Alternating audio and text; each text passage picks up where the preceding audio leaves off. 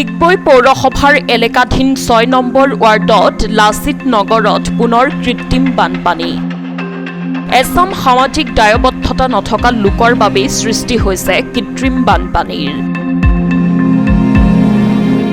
ডিগবৈ পৌৰসভাৰ এলেকাধীন ৬ নম্বৰ ৱাৰ্ডত সম্প্ৰতি এজাক বৰষুণৰ ফলতেই সৃষ্টি হয় কৃত্ৰিম বানপানীৰ। ফলত পথ ঘৰ-বাৰী সকলোতে নিমিষতে বৰষুণৰ পানীয়ে উপচি পৰাত বাসিন্দাসকলৰ আহুকালৰ সৃষ্টি হয়। জ্যেষ্ঠ নাগৰিক আফতাব হুছেইনৰ মতে বিগত প্ৰায় ২-৩ বছৰৰ পৰা এইদৰে কৃত্ৰিম বানপানী হৈ আহিছে। অঞ্চলটোত যিবিলাক নলা নৰ্দমা আছে সম্প্ৰতি জাবৰ জোথৰে ভৰি পৰিছে। আনফালে নলাৰ ওপৰত স্লেব দি পথ বহল কৰি চাফা নকৰাটো আন এক বিশেষ কাৰণ হৈ পৰিছে। ডিগবৈ পৌৰসভা আৰু ডিগবৈ সমষ্টিৰ বিধায়ক সুৰেন ফুকনক উক্ত দিশটোৰ ওপৰত গুৰুত্ব আৰোপ কৰি যাৱতীয় ব্যৱস্থা কৰিবলৈ আহ্বান জনাইছে জ্যেষ্ঠ নাগৰিক আফতাব হুছেইনে।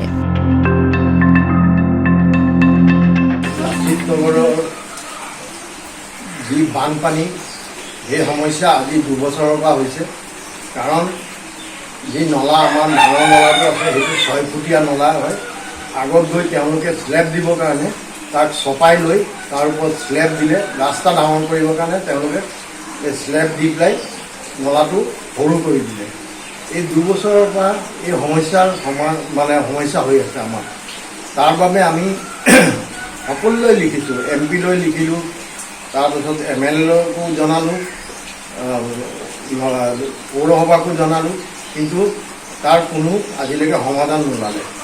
আজি ২ বছৰৰ পৰা আমি যি ভুগি আছোঁ তাৰ বাবে ঘৰৰ বস্তু বাহানি লাখ লাখ টকাৰ বস্তু বাহানি আমাৰ নষ্ট হৈছে, সকলোৰে মানুহৰে হৈছে।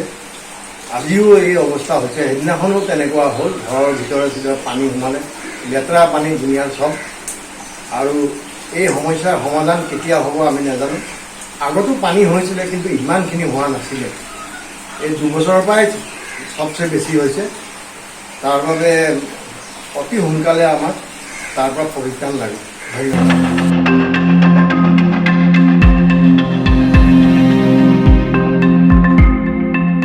ডিগবৈৰ পৰা বিনন্দ কোঁৱৰৰ ৰিপৰ্ট, সংবাদ লহৰ।